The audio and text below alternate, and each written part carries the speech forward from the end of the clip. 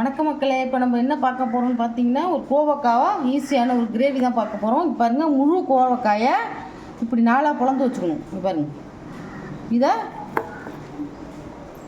நான் வானலில் ஒரு டேபிள் ஸ்பூன் எண்ணெய் ஊற்றிருக்கேன். அதில் போட்டு வதக்கிக்கலாம்.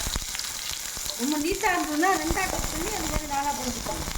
ரொம்ப நீட்டாக இருந்தது, நான் நாளாக கட் பண்ணி பிளந்துட்டுருக்கேன். அவங்க காஷ்மீர்லாம் முழுசாக வச்சுருக்கேன். இந்த மாதிரி குட்டி இந்த மாதிரி இருந்துச்சுன்னா இதை நாளாக பண்ணிட்டுருக்கோம். எண்ணெயிலே இதை வதக்கிக்கலாம். ஒரு டேபிள் ஸ்பூன் ஊற்றிருக்கேன். வித்தியாசமான ஒரு கோவக்காய் கிரேவி நீங்கள் செஞ்சு பாருங்கள். எப்படி வதங்கிட்டு இந்த வதங்கிறதுலே பாதி வேக்காடு வந்துடும். இது சாதத்துக்கும் நல்லாயிருக்கும், சப்பாத்திக்கு ரொம்ப சூப்பராக இருக்கும்.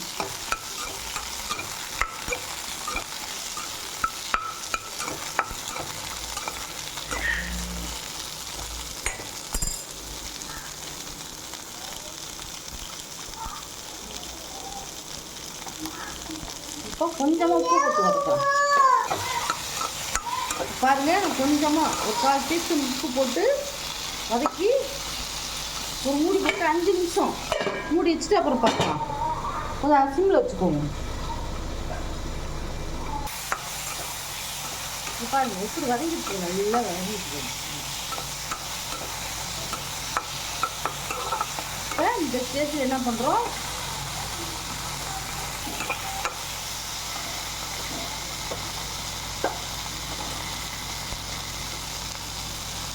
பாருங்க, ஒரு டீஸ்பூன் கடலை மாவு போட்டு சிம்மில் அடுப்பில் போட்டு அதையும் வதக்குறோம். இதோட சேர்த்து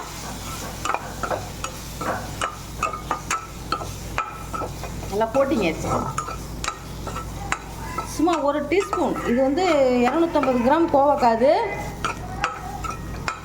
அதுக்கு ஒரு டேபிள் ஸ்பூன் எண்ணெய் போட்டு அதில் கோவக்காயை போட்டு நான் வதக்கிட்டேன். பாதி கால்வாசி வதங்கினதுக்கப்புறம் ஒரு 1/4 டீஸ்பூன் உப்பு போட்டு வதக்கி மூடி வச்சு அதுக்கப்புறம் ஒரு டீஸ்பூன் கடலை மாவு போட்டு வதக்கிட்டேன்.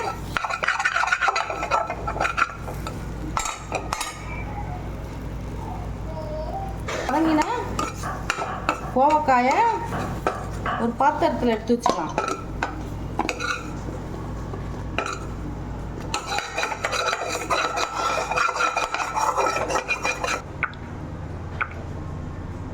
ரெண்டு டேபிள் ஸ்பூன் கடலை எண்ணெய் ஊற்றுறேன்.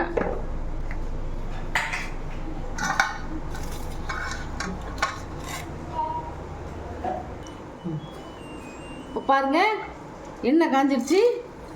ஒரு டேபிள் ஸ்பூன் கடுகு உளுத்தம்பருப்பு,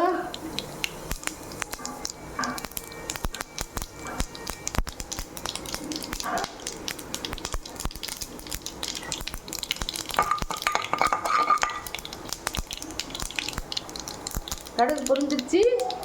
ஒரு 10 பூண்டு பல்ல நைஸாக அரிஞ்சு வச்சுருக்கேன், அதையும் போட்டுறேன். ஒரு இஞ்சி, ஒரு பச்சை மிளகாய், ஒரு கொத்து கருவேப்பிலை நிறையாவே போட்டுக்கோங்க. கருவேப்பிலை எவ்வளோ சேர்த்துக்கணுமோ அவ்வளோ உடம்புக்கு நல்லது. கருவேப்பிலையெல்லாம் தூக்கி போடாமல் சாப்பிடணும். இப்போ ஏன்னா நிறையா பேருக்கு சின்ன பிள்ளைங்களுக்கே நிறமுடி வருது. அந்த கருவேப்பிலை 4 இடத்துல வந்து இது ஒரு வேலை கீரை தான். அது வதங்கினதுக்கப்புறம் ஒரு கை வெங்காயம் போடுறோம்.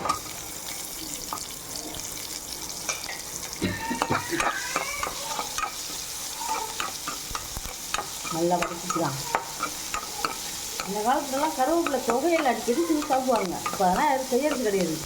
இதெல்லாம் உடம்பு சுத்தத்துக்கு நல்லது, நிறமுடி வராது. இப்போ பார்த்தீங்கன்னா ஒரு 10 வயசான பிள்ளைங்களுக்கு நான் நிறமுடி நிறையா இருக்குது. அது வைத்தியம் பண்ணுறாங்க. இப்போ அவங்க ஸ்கூல் போகிறதுக்கு தான் ரொம்ப கஷ்டப்படுத்துவோம். பாருங்கள், நல்லா கண்ணாடி பதம் வந்துச்சு. நான் ஒரு 3 தக்காளி, 250 கிராம் கோவக்காய்க்கு மீடியம் சைஸ் 3 தக்காளியை குறன்னு அரைச்சிக்கிறேன்.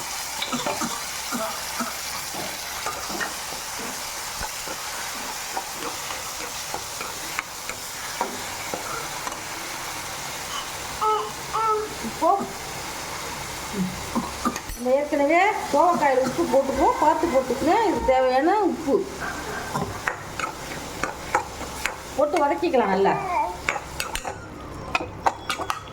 இப்போ பாருங்கள், வெங்காயம் தக்காளி எல்லாம் நல்லா குழைவா தக்காளி எல்லாம் நல்லா கிரேவி மாதிரி வந்துருச்சு. இப்போ அடுத்து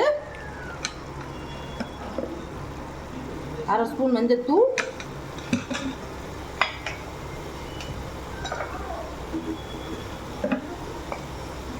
நம்ம ஒரு பச்சை மிளகாய் போட்டிருக்கோம், அதனால் 1/2 ஸ்பூன் சில்லி பவுடர், 1/2 ஸ்பூன் போதும்.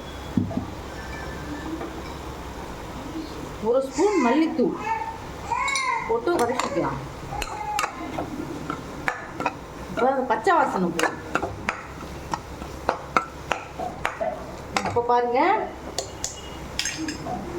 நான் ஒரு 75 மில்லி தயிர், கெட்டி தயிர் கடைஞ்சி வச்சுருக்கேன், அதை போட்டுக்கலாம். அதையும் போட்டு நல்லா கலந்துக்கலாம். எவ்வளோ கலர்ஃபுல்லாக இருக்குது பாருங்கள்.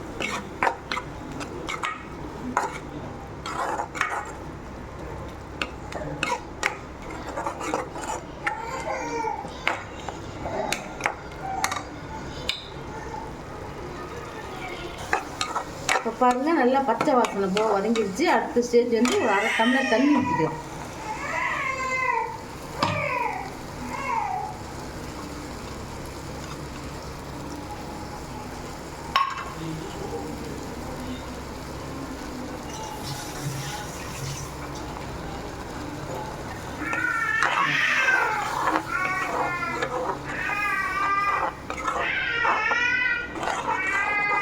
நல்லா கலந்தாச்சு.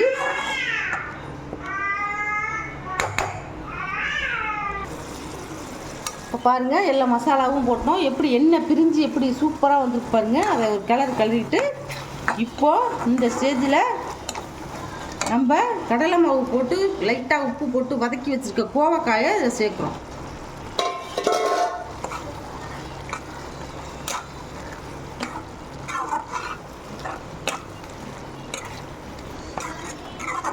அருமையாக இருக்கும், ரொம்ப டேஸ்டியாக இருக்கும் சாப்பிட்றது.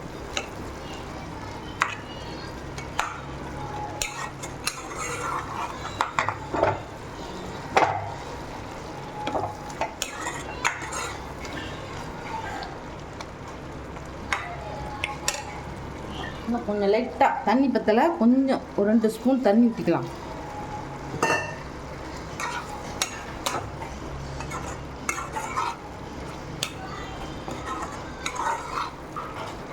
நல்லா மசாலா அந்த கோவக்காயிலாம் நல்லா இறங்கி உப்பு காரம்லாம்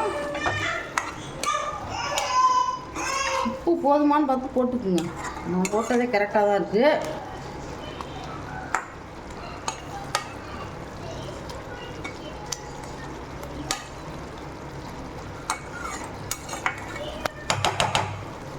இந்த ஸ்டேஜில் 10 நிமிஷம் மூடி வைப்போம். கோவக்காயெல்லாம் எப்படி வெந்துருச்சு பாருங்க நல்லா. இந்த ஸ்டேஜில் 1/2 டீஸ்பூன் வெள்ளை சர்க்கரை, டேஸ்ட்டுக்கு ஒசரம் தான், ரொம்ப போடாது. போட்டு நல்லா கலந்து விட்டுருக்கோம். எவ்வளோ அருமையாக இருக்கு பாருங்க கிரேவி. இந்த கோவக்காயை சும்மாவே நம்ம சாப்பிட்லாம், இப்படி இருக்கும், அவ்வளோ ஒரு டேஸ்ட்டாக இருக்கும். இப்போ கோவக்காயை நல்லா நைஸாக அரிஞ்சு பொரியலுக்கு அறிகிற மாதிரி தான் போட்டு செய்வாங்க. எங்கள் வீட்டில் நாங்கள் அடிக்கடி தான் செய்வோம்.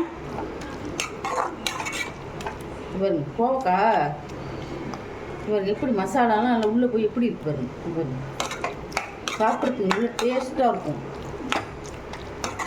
ஓகே, இப்போது கோவக்காய் கிரேவி ரெடி ஆகிடுச்சு. இப்போ நான் அடுப்பு ஆஃப் பண்ணிடுறேன். இந்த ரெசிபி உங்களுக்கு பிடிச்சிருந்ததுன்னா எங்கள் சேனலை பார்த்து சப்ஸ்கிரைப் பண்ணுங்கள். நீங்களும் இந்த மாதிரி ட்ரை பண்ணி பாருங்கள். ரொம்ப பேர் சப்ஸ்கிரைப் பண்ணாமே பார்க்குறீங்க. நீங்கள் அப்போ தான் நாங்கள் போடுற புது புது வீடியோவும் உங்களுக்கு சேரும். தேங்க்யூ, பாய்.